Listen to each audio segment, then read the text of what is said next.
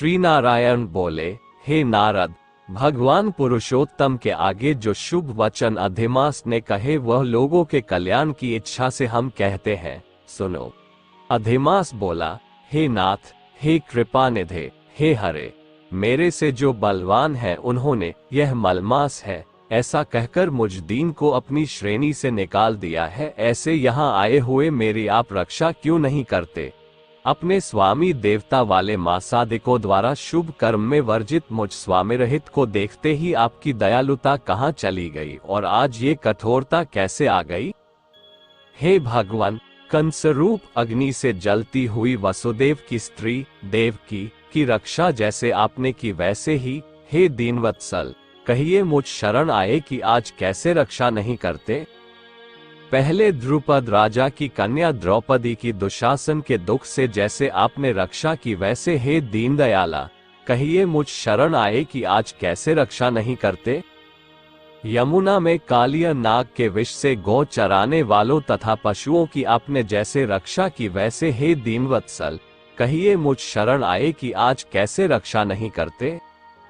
पशु और पशुओं को पालने वालों एवं पशुपालकों की स्त्रियों की जैसे पहले व्रज में सरपत के वन में लगी हुई अग्नि से आपने रक्षा की वैसे हे दीनवत्सल, कहिए मुझ शरण आए कि आज कैसे रक्षा नहीं करते?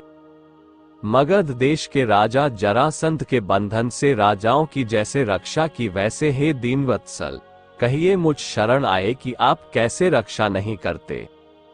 आपने ग्राह के मुख से गजराज की झट आकर जैसे रक्षा की वैसे हे दीनवत्सल, कहिए मुझ शरण आए कि आज कैसे रक्षा नहीं करते? श्री नारायण बोले, इस प्रकार भगवान को कह स्वामी रहित मलमास आंसू बहता मुख लिए जगतपति के सामने चुपचाप खड़ा रहा। उसको रोते देखते ही भगवान शीघ्र ही दयार्द्र हो गए और पास में खड़े दीनमुख मलमास से बोले। श्रीहरि बोले, हे वत्स, क्यों इस समय अत्यंत दुख में डूबे हुए हो? ऐसा कौन बड़ा भारी दुख तुम्हारे मन में है? दुख में डूबते हुए तुझको हम बचाएंगे, तुम शोक मत करो। मेरी शरण में आया फिर शोक करने के योग्य नहीं रहता है। यहाँ आकर महादुखी नीच भी शोक नहीं करता, किसलिए तुम यहाँ आकर शोक में मन को दबाए हुए हो? जहाँ आने से न शोक होता है, न कभी बुढ़ोती आती है, न मृत्यु का भय रहता है, किंतु नित्य आनंद रहा करता है, इस प्रकार के वैकुंठ में आकर तुम कैसे दुखित हो? तुमको यहाँ पर दुखित देखकर वैकुंठवासी बड़े विस्मय को प्राप्त हो रहे हैं। हे वत्स, तुम कहो इस समय तुम मरने की क्यों इच्छा करते हो? श्री नारायण बोले, इस प्रकार भगवान के वाक्य सुनकर बोझा लिए हुए आदमी जैसे बोझा रखकर श्वास पर श्वास लेता है, इसी प्रकार वास लेकर अधिमास मधुसूदन से बोला। अधिमास बोला, हे भगवान, आप सर्वव्यापी हैं, आपसे अज्ञात कुछ नहीं है। आकाश की तरह आप विश्व में व्याप्त होकर बैठे हैं। चर अचर में व्याप्त विष्णु आप सबके साक्षी हैं, विश्व भर को देखते हैं। विषय की सन्निधि ने भी विकार शून्य आप में शास्त्र मर्यादा के अनुसार सब भूत स्थित है। हे जगन्नाथ, आपके बिना कुछ भी नहीं है।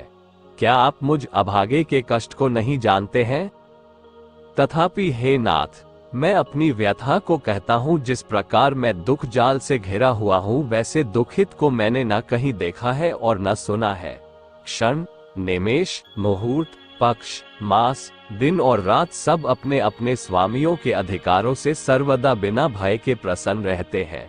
मेरा न कुछ नाम है, न मेरा कोई अधिपति है और न कोई मुझको आश्रय है। अतः क्षणाधिक समस्त स्वामी वाले देवों ने शुभ कार्य से मेरा निरादर किया है।